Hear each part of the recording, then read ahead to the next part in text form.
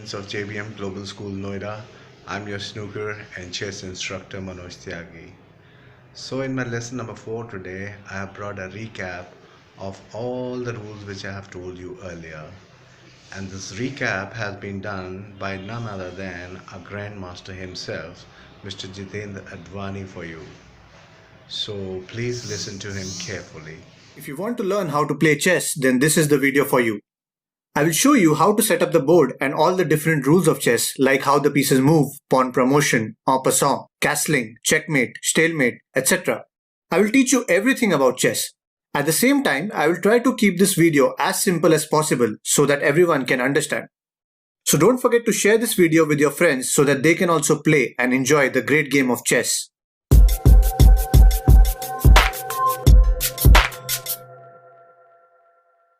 At the beginning of the game, you need to remember that the chessboard needs to be placed in such a manner that each player has the light colored square on the bottom right hand side. Regarding the pieces, the second row for each side is filled with pawns, just like this. And the first row should be set up as follows. The rooks belong to the corner squares, and now moving inward, the knights belong next to the rooks. Yes, this is called a knight and not a horse. Then next to the knights, we have our bishops. After this, we place our queens on her matching color, which means the white queen goes on a white square and the black queen goes on a black square. And then finally, we place the king on the remaining square. If the board is set up correctly, each piece will be facing one another. The queen across the queen and the king across the king. That's how it should be. The player with the white pieces always moves first and makes one move, and then black makes one move. Each player will make alternate moves like this until the game ends. Each of the 6 different pieces have a unique way of moving. Let's start with the piece which is the easiest to understand, and that's the rook. The rook moves in a plus pattern just like this, which means it can move any number of squares either up, down, left or right as highlighted in this position. Rooks can capture the first enemy piece they move into. When you capture an enemy piece in chess, you simply go to the square it occupies and remove it from the board. Now let's talk about bishops. The bishops can move diagonally any number of squares or in an X pattern just like this. From this position, it can go to any of the squares I have highlighted in red. Bishops can capture the first enemy piece they move into. Now let's look at the queen. The queen is considered the most powerful piece on board because it can move both like the rook and bishop, which means it can move any number of squares vertically, horizontally or diagonally. From this position, the queen can go to any of the squares highlighted in red. The queen can capture the first enemy piece it moves into. Let's talk about the knights now. The knight moves in the shape of an L, moving 2 squares in one direction except diagonal and then 1 square just like that.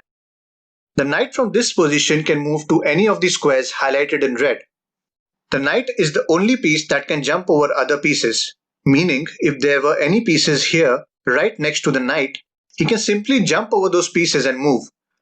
If there is any opponent piece on these highlighted squares, he can capture them. Now let's talk about the pawns.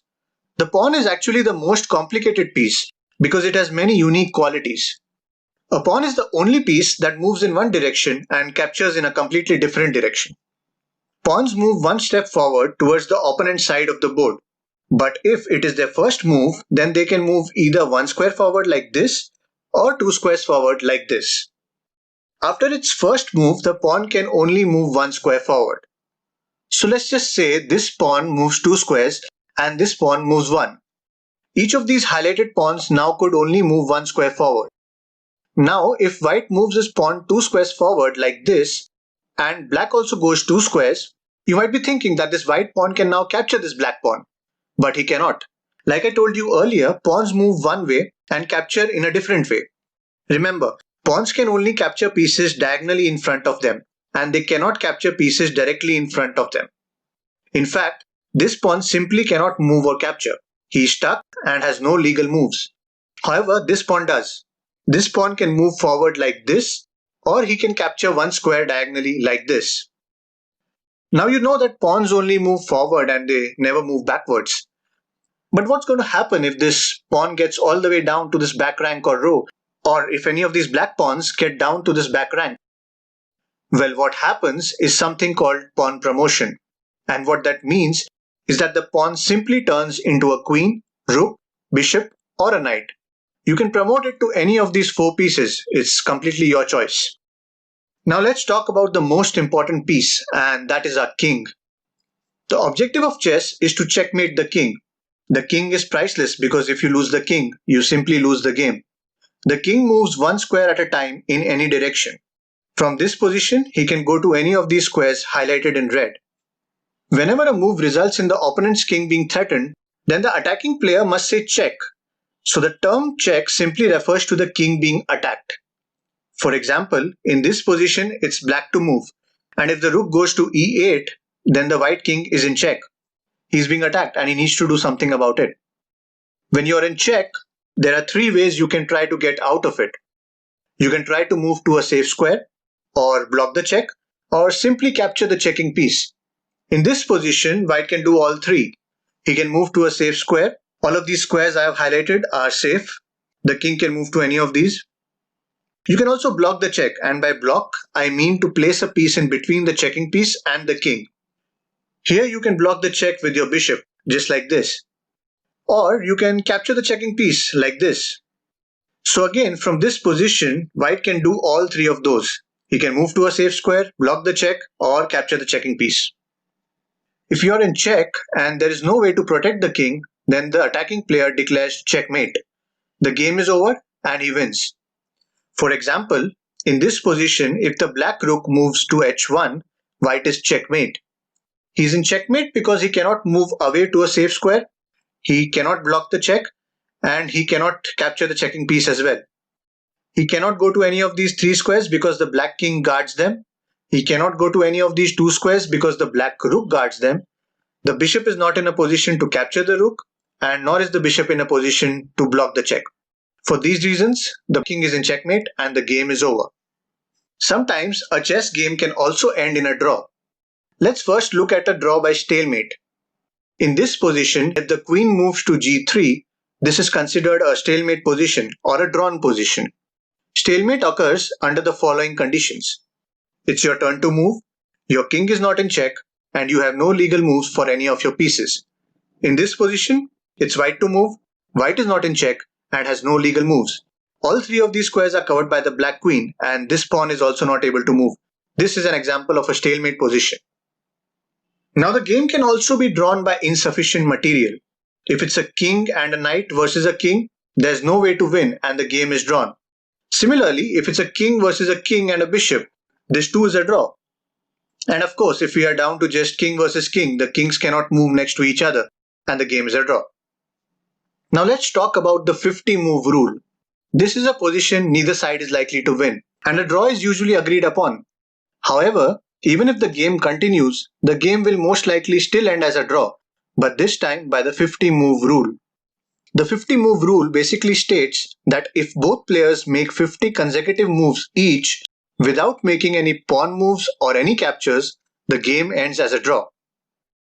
A game could also be drawn by threefold repetition, which means that if the exact same position is repeated 3 times during the game, then the game is declared as a draw.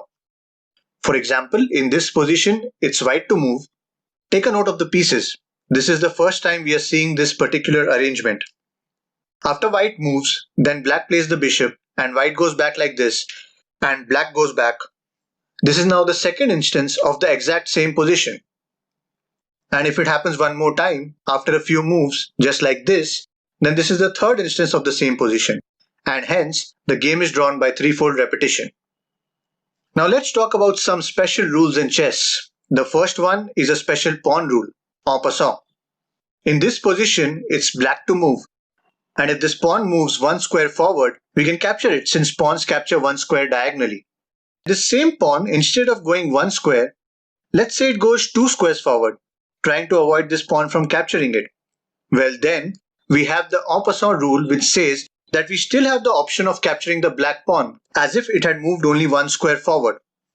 We have that option on our very next turn only, otherwise we lose that right altogether. So in this position, the white pawn can still capture the black pawn as if it had only moved 1 square forward. Now this is a special rule involving the pawns only and no other piece.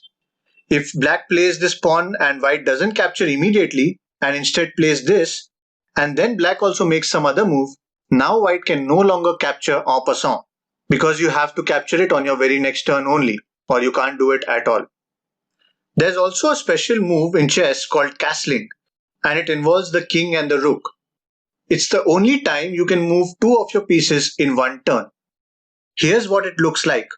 In this position, white can move the king 2 squares towards the h rook, and the rook is now going to be placed on the other side right next to the king. That's king side castling. Now similarly, if the king moves 2 squares towards the a rook and the rook is placed on the other side of the king right next to it, just like that, that's queen side castling. Now there are a couple of conditions which must be met in order to castle successfully. It must be the king's first move, it must be that rook's first move, and there should not be any pieces in between the king and the rook. Those are just a couple of the basic conditions. However, there are two more conditions. In this position, black rook is on e5 and the white king is in check. And when you are in check, you cannot castle out of check. That is one rule that you must follow. Here's another one. You also cannot castle through check. In this position, for example, white cannot castle queenside since the rook is controlling this square.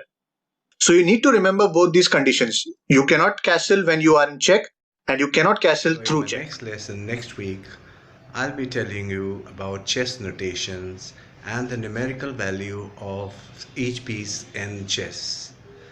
So bye bye until next time. Take care.